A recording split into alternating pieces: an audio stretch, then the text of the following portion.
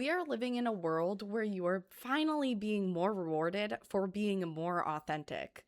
However, that doesn't mean that being authentic can't have a dark side to it too, which is what I will be talking about on this video. Now, as what I like to think I am a very authentic person myself, I love nerding out about all of my interests, and I have not always been that way. But I am slowly becoming a more and more authentic version of myself every day by appealing to my interests and actually allowing myself to do things that I think otherwise would be kind of corny or nerdy or looked down upon by the regular people, you know? And I'm not saying that to say that those people don't have their own interests also. I'm just saying that to say that a lot of the times we get judged for being too into things that we're into, right? Unless it's things that are widely accepted by everybody out there, your regular everyday crowd of people, right? But I think now we're kind of stepping into this era with the internet and social media and everything where we actually can finally kind of embrace ourselves and ask ourselves the questions of what are we doing to not be our most authentic self in everyday life? What can we be doing more to embrace our nerdy side? Because we're finding out that it's actually kind of good for us. Surprise! Actually, being the person that you were meant to be authentically and showing your interests in love for things and passion out loud is not a bad thing.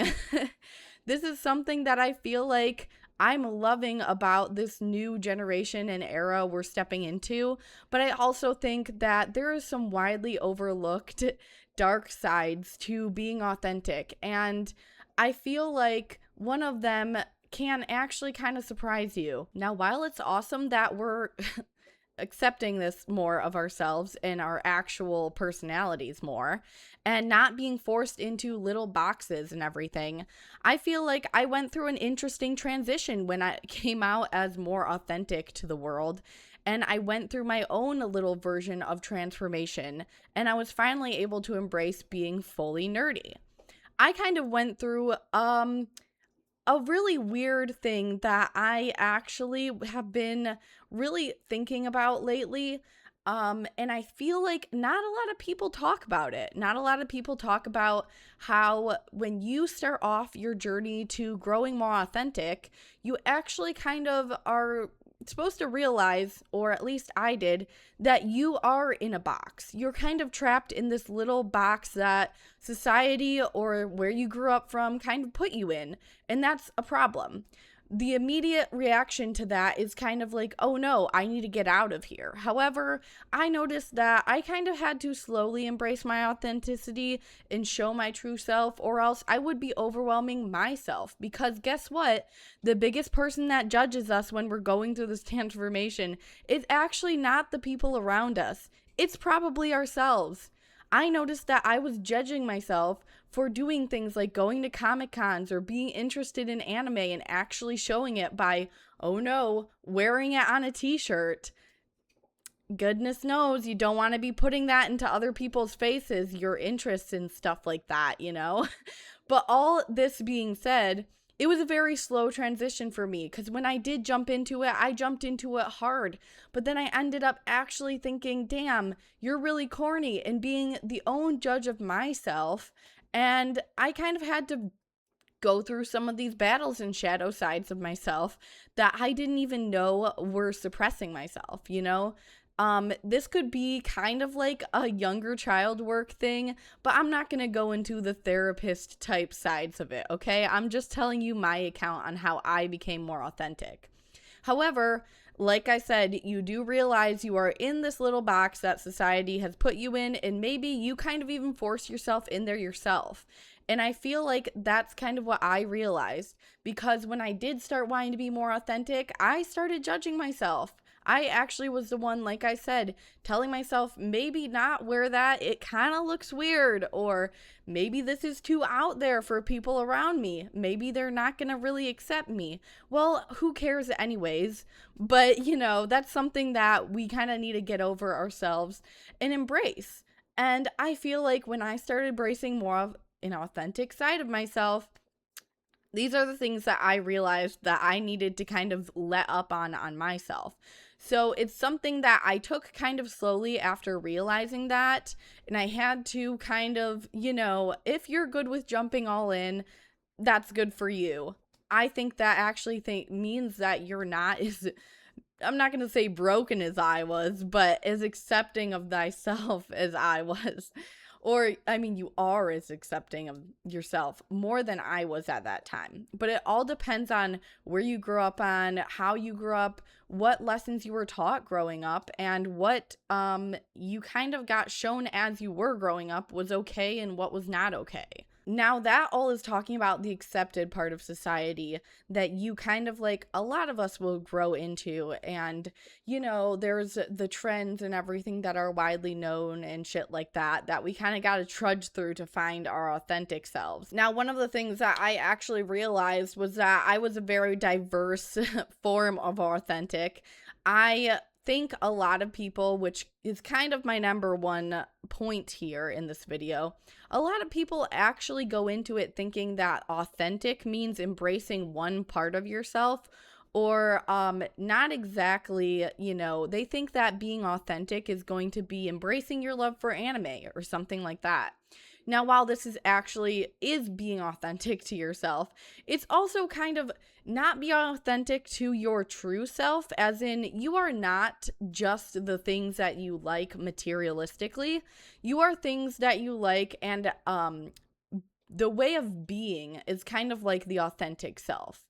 You kind of need to dig deep and find out why you like the anime, or why you have interest in reading books or whatever.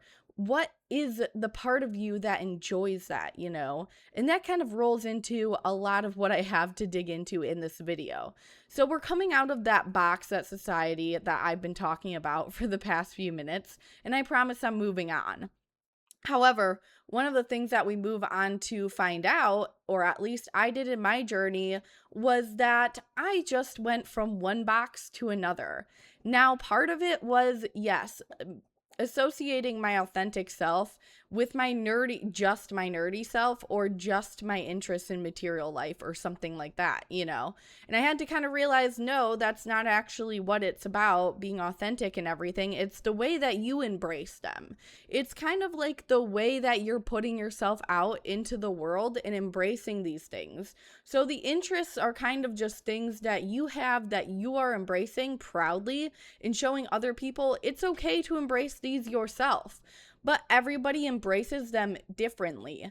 I don't like anime how someone else may like anime, I may like more of like the TV series version, while someone else likes the manga version. But that kind of makes it more authentic to me. Now, this is still kind of along the lines of materialistic things, but there's also the ways that you look at things, right? We so much classify ourselves into a fan base. Like, for instance, I feel like My Hero actually has a pretty, smudged upon fan base, and it's very outdated and old the way that people look at it. However, my experience with My Hero was actually very different. I had a very spiritualistic experience with My Hero. I love that series because it actually got me off my ass and made me lose 73 pounds in 1 year, which not a lot of things could do before, even though I was very deep into my spiritual journey, mental health, doing self-care. I was doing a lot of self-care for myself, but I still wasn't going to the gym. I was eating healthy and everything, but I still wasn't going and creating a body that could actually support me and make me feel as good as I wanted to feel on the inside, on the outside, and My Hero was one of those things that actually made me get up and do it. This is not me sitting here to say that, oh, these different sides of My Hero fan base are bad. I think, like I said, they're very outdated, and we need to start looking upon them with a more like newer light spotlight. And I feel like, because I do also have the interests of other ones, being like Deku shipping or whatnot. I do have those interests, same as other My Hero fans, right? But it's not what My Hero means to me. It's actually just part of it that makes it authentic to me. But the authenticity kind of came through that mindset that I hold the show in, that kind of like journey I went on watching the show, right? And not to get too much into just one little segment of my life that made me more authentic, but I feel like that is a good example of how to some people my hero is kind of like a different kind of authentic to them. To me, it has a very spiritualistic side, and I have a very spiritualistic like attachment to that show that I know not a lot of other people have. But that's no reason to go and just treat the fan base as outdated as it was back then, when it was kind of crazy and kind of weird, you know? These people are, even showing yourself online, showing my connection to that show, and it attracted a good fan base that I never knew was out there that was so amazing to that show. Now, I kind of want to also branch off of this to this kind of like materialistic side to a more overconsumption side of being authentic, or the shadow side of being authentic, because I also think that this is a very overlooked thing.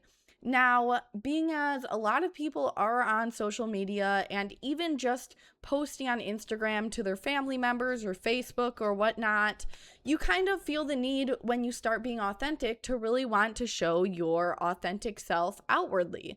Now, I touched upon it with wearing shirts and graphics and everything that you think are more authentic to you. But I was kind of coming at that from a more, I don't know if I want to jump into that so quickly and show myself out there. Now, when you get to the point where you do want to show yourself out there more authentically and you actually start doing it, there is a very overconsumptionist side to that. Now, what I kind of found myself digging my hole in and putting myself into my own box inside of authenticity was that I started consuming a lot. I started consuming a lot of content that I thought was going to make me look outwardly more like myself. I started thinking that I needed to buy a lot of things that were outwardly going to make me look like my more authentic self. Now, the problem is that when you're actually embracing your authenticity for the first time, you kind of don't really know much about your style or whatnot. And you kind of need to go through this change. Like, you're growing a lot at that time. And you, even if you were kind of like closeted in your authenticity and interests and everything, I don't know why I'm having so much trouble saying that word today. Maybe because I'm saying it so much more than I actually usually do. Duh. But if you actually had trouble with being a little closeted about that side of yourself before, you're going to want to start showing it. And when you do get the courage to start showing it, you start looking into how to look like it. And then you're confronted with a lot, like a hell of a lot of stuff that you could do or look like or see yourself as. And it kind of gets overwhelming. We have so many styles: grunge, Y2K, just everything, like goth, emo, that kind of stuff that you could want to just dip into. I started off with like street style, and now I'm moving more into Y2K or the grunge aesthetic. And you know what came with that? Buying a whole lot of shit that I didn't need. I feel like what I'm trying to say here is that you come up with this kind of identity crisis, and you start consuming and doing a lot of things that maybe aren't as authentic to you.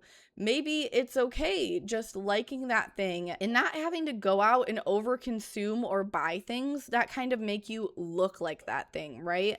It's okay to want to have a style, but until you know what that style is for sure, maybe just don't go on the internet and start buying random shit that you think looks good, because I was definitely doing that. And then I found out that I bought 3 different kinds of styles in my cart. And in the end, I didn't even have one complete outfit to look like one complete style. That's just crazy. Like, what are we doing right now? Now, I want to sit here and say right now, one of the best examples is like, these are not my hair. These are actually extensions. And there's something that I use to look more like what I want to look like myself, right? And I feel like on social media, so many people have this figured out in front of your face already, but you're not seeing probably the struggles they went through to actually achieve that look. And number one, is it actually an authentic look that you want to look like? So it kind of takes this inner kind of like searching and knowing of your actual taste to not just go out there and overconsume, which is kind of what I'm trying to get at here. It's a very deep spiral that you can go into, that like being authentic is kind of like more of a shadow side of it.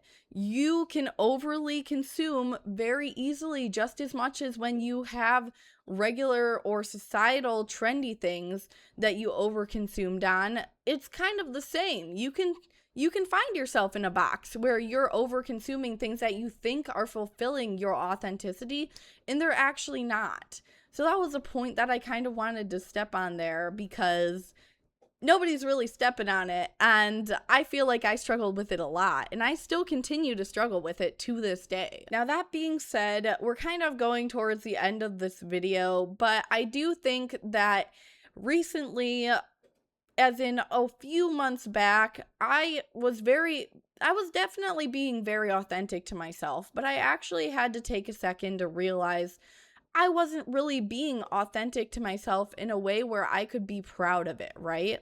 In a way where I actually knew that I was being like truly authentic to what I wanted to do, right?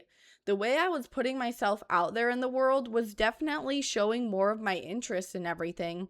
But was it actually the things that made me authentic? Or was it the knowing inside me that actually makes it more authentic to me and kind of like shines outwardly through your personality to show people that you're an actual authentic person? Now, I feel like the whole being nerdy trend is definitely a big thing that came with being more authentic, that kind of led us into this shadow side of authenticity that I'm seeing a lot nowadays. And like I said, it's not bad at all to embrace your interests and show these interests that you are into and be more of a nerdy authentic. I mean, looking around, you can actually like truly see it in my life. I do love to show it that way. But are you keeping yourself authentic in your own mind as you're doing it? Are you doing it in a healthy way where you aren't feeling just like this deep void that you constantly need to be throwing things in there to make you more authentic? Is there like this higher picture of yourself that you're constantly looking at in your mind, being like, I'm not authentic yet because I'm not there yet, you know? And I feel like embracing like the things you like, even the really nitty gritty things, like maybe AO3 is something that you really like, that I feel like more people are embracing, which is great. Fanfic and everything, even being an adult. We should have that imagination and that side of being an adult that actually still fulfills our inner child. But I can't help but question if sometimes we're taking it a little too much into the void of nothingness when we're trying to fulfill it with all these materialistic things. Are you making it more of a material thing when authenticity is supposed to be like a thing that comes with you, a thing that comes being genuinely yourself and what makes you happy? Or are you looking at it, like I said, in more of a material way where I have to get this to be happy, to be authentic?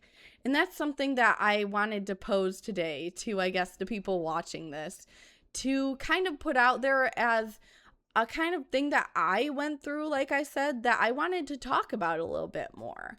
And just genuinely bring up that side of things, because it's very easy to slip into that with this over consuming kind of like society that we live in nowadays, and constantly having in front of us like the things that we need to do to achieve this or this look or whatever it is that you're doing to be more authentic. And as I was meditating on this a little bit and kind of thinking over how like my journey of authenticity has gone, I kind of was like, wow, even our most beloved things and way of being authentic can become this obsessive dark thing, and it can actually become like a problem.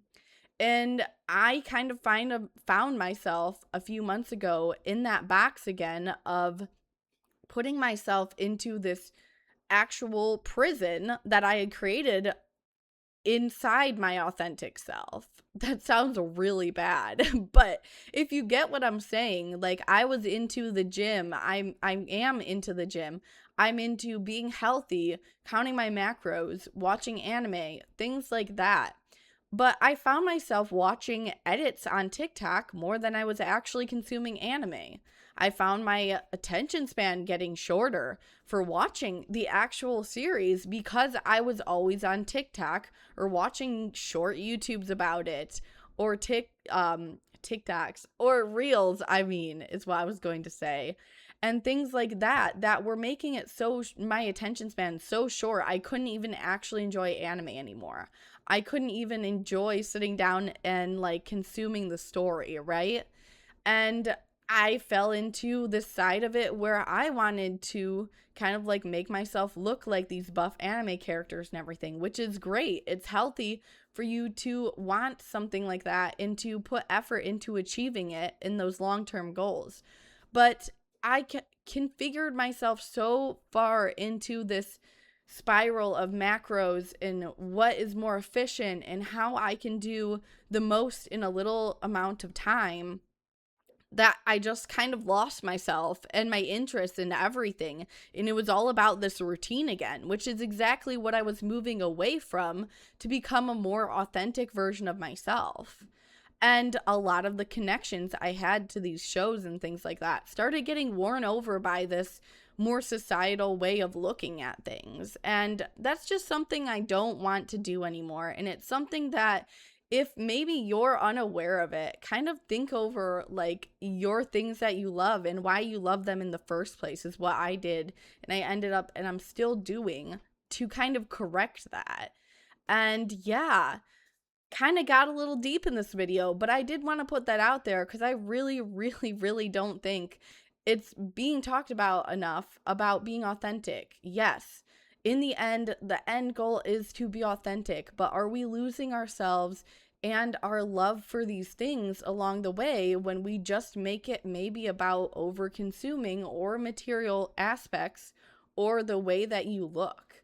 And that's something that, I'm going to be checking in on myself to not do more. And I hope maybe bring some reflection to you guys in this video to help you guys kind of think about it yourself. But let me know what you guys think about this in the comments, because it's still something I'm mulling over that I feel like I would love to hear you guys' opinions about it. So let me know in the comments. I usually read fanfic on this page and play video games and stuff like that, but I kind of changed up the vibe today because I genuinely did want to talk about this as a person who is embracing their more authentic side. And yeah, so if you do like fanfic, I guess, and gaming and whatnot, anime, gym, this is what my page is all about. The Cozy Archives is kind of a place where you can come and chill and probably talk about more stuff like this in the meantime. And yeah, subscribe to my channel if that's your vibe, if you liked vibing with me, and I will see you in the next one.